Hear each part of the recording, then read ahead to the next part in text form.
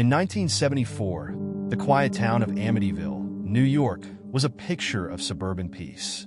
Families lived in harmony, children played in the streets, and nothing seemed out of the ordinary. But on the night of November 13th, that illusion of safety shattered. Inside a large Dutch colonial house at 112 Ocean Avenue, a young man named Ronald DeFeo Jr. awoke. As the rest of his family slept, he made his way through the darkened halls, rifle in hand. No one knows exactly what went through his mind in those moments, but what followed was nothing short of monstrous. Room by room, he fired the weapon, killing his parents, Louise and Ronald Sr., and his 4 siblings, Dawn, Allison, Mark, and John. By the end of the night, 6 bodies lay. When the sun rose the next morning, the house was still, its walls steeped in a silence that was both heavy and unnatural.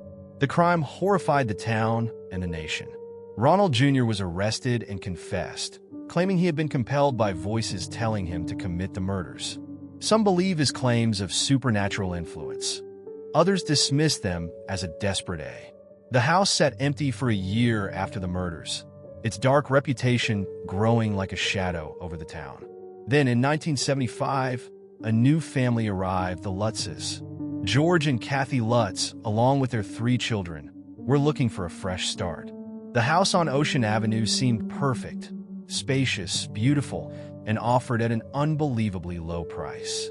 But the family didn't know that what awaited them was far worse than they could have ever imagined. From the first night, strange things began to happen. The house was freezing cold, no matter how high the heat was turned up. Doors creaked open and shut by themselves, and faint, eerie whispers seemed to come from the walls.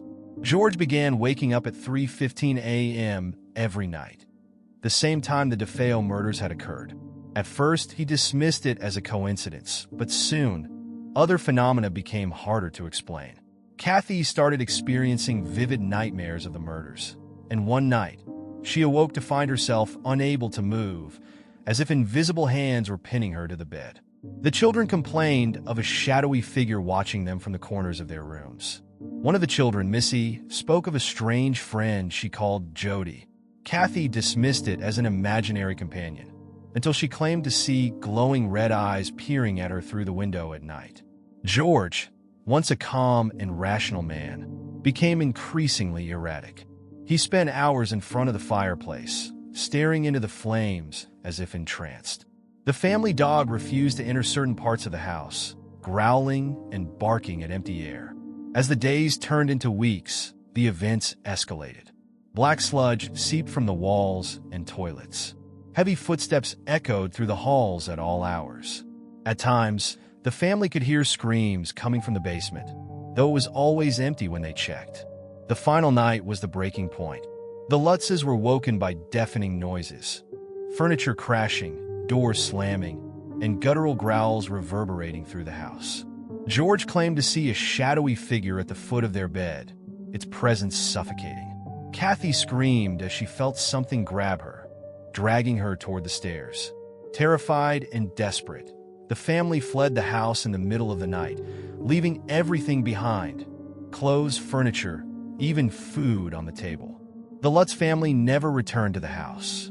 They spoke openly about their experiences, but skeptics questioned their story, accusing them of fabricating the haunting for fame and fortune. Paranormal investigators visited the house, reporting strange occurrences, while others dismissed it as mere superstition. The truth about what happened in the Amityville house remains a mystery. Was it the restless spirits of the DeFeo family? Was it something darker, something that had always been there, feeding on the living? Or was it all a cruel trick of the mind, amplified by fear and tragedy? One thing is certain: the house at 112 Ocean Avenue has become a symbol of horror, its story a chilling reminder that some places are better left untouched.